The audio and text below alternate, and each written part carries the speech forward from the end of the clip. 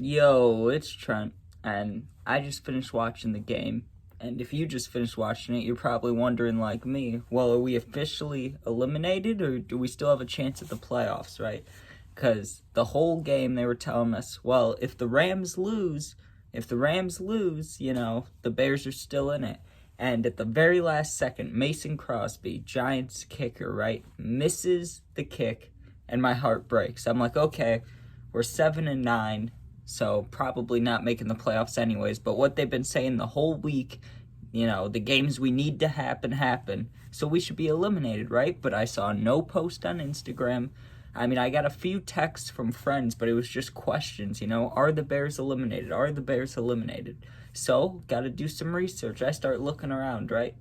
Doing a bunch of those simulations, picking just a bunch of random teams, trying to see if the Bears can have any chance at playoffs, right?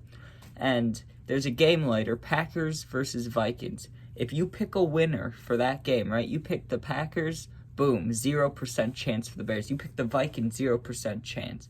Now, if you pick nobody, so therefore a tie, if the Packers and Vikings tie and the Seahawks lose, that is the only way the Bears cannot be eliminated this week, which is crazy to think about. So if you didn't catch that, let me say that again, or try to say it clearer, right? Seahawks play right now against the Steelers. If you're watching this, the Steelers are playing the Seahawks. If the Seahawks lose that game, and then tonight the Packers and Vikings play, if they go to overtime and then still are tied after that, a tie game, only tie of the year, right? Then the Bears are still alive. But that's the only way, which is crazy and sad if you think about it, because we would have been sneaky good in the playoffs, I think, because we sucked at the beginning of the year. We were horrible. I mean, with all that hype, and then like 0-3 or 0-4, whatever we were, right? But then things started turning around, and then you have those 3 games, those 3 sad fucking death games, right? And those games were 10-point leads plus 10-point leads, right? So even more than 10 points in the final quarter that we blew. If we don't blow any of those games, right, guaranteed playoffs. If we blow only one of them, guaranteed playoffs. But we blew all 3 of them, right? Even if we blew 2 of them and only won one of those, we'd have a better chance than we do now, obviously.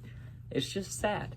But it also makes you think for next year, right? Because would you want to keep a coach that does that to your team, where you have a chance to have 3 more wins rather than 7 wins, we have 10 wins?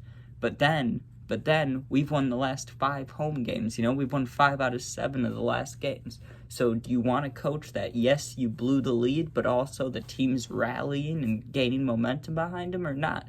And then you ask the quarterback question. Now, in my opinion, and I think most fans, you want to keep Fields, right? Going into this is his 3rd year, correct? That's enough time to see what he can do, right? And clearly he can do more than any quarterback the Bears have had since what? I mean, Cutler had his moments, but he could never run like that. No Bears quarterback could ever run like that. But the Bears have never had, like, that solid, amazing quarterback where you're like, that's him, But Fields, you see Fields and you're like, that's him. Why would we bring in Caleb Williams, Drake May? Why would we bring in someone that's unproven in the NFL just to go through another 2-3 years to be in the same exact situation, right? I'm not saying that's for sure what would happen, but let's just play that game, right? The Bears draft Caleb Williams, get rid of Fields. What if Caleb Williams sucks? Okay, he probably won't, but what if he does? What if he just happens to be a bust? You're absolutely screwed, right? But if you keep Fields, and even if he's playing less good than he is right now, even if he's a little less mediocre, when you have all those draft picks and all those people around him, he'll elevate, right? And he's already elevating without those extra pieces. All he has is DJ and Kmet, and he's still balling. So keep Fields, of course. Use those draft picks. I doubt that any team, teams looking for a quarterback right now, they're looking at last year's draft, right? And they're saying, we saw what happened with Carolina. They really needed that quarterback to fix their team. They gave away DJ Moore in a 1st round, right? Which is huge to give away DJ. But the 1st round pick, that's normal. That's what was expected, right? But no team now, because of what's happening to the Panthers, no team is going to want to be the new Panthers, so they're going to be more careful. And now we also have to be careful because you don't want to make the wrong decision. But If they can just, I'm not asking for a star player. I know a lot of people expect like Max Crosby or some big name guy. I don't know if we'll get that again this year, but we could at least stack up picks. You know, we could have eventually 3 or 4 first round picks in the top like 15. Do you know how insane that is? Like, and we can spread it out for years and years and years to come. And if the GM Ryan Poles, right, if he keeps doing as good as he does drafted, I mean, all of his draft picks have played pretty near perfect at some point in the season.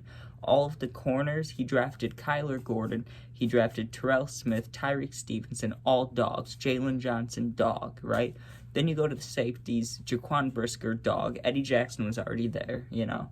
But he just drafts absolute beasts. Then you look at the defensive linemen, right? Zach Pickens has 1 sack, which is right? But then you look at Gervon Dexter, who has like 4 or 5 sacks. He's an absolute beast. Every game you go watch, Gervon Dexter gets through the line. So I think the Bears are perfectly fine with just drafting guys, right? But I'm not even eliminating the star player element. Like, we could get another DJ Moore type guy, right? Like, you don't know. But then you throw on, right, it'd have to probably be a defensive guy. But then our defense is stacked. So it's like no matter where you fit in these pieces, the Bears are only going up. Now, I know this year is sad, and we're 99.9% eliminated, most likely eliminated, which hurts to say, and waiting all the way around to next year. But you know what's good?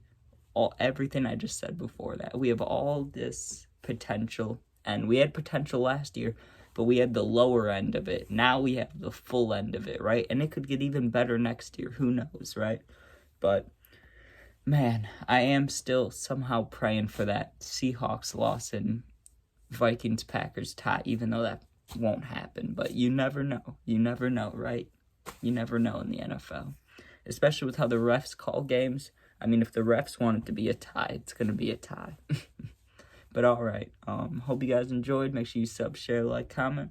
If you like Bears videos, I make Bears videos, gaming videos. I tell stories every day. There will be a new story tomorrow. And puppy videos. So thanks for watching. Sub, share, like, comment, and peace out.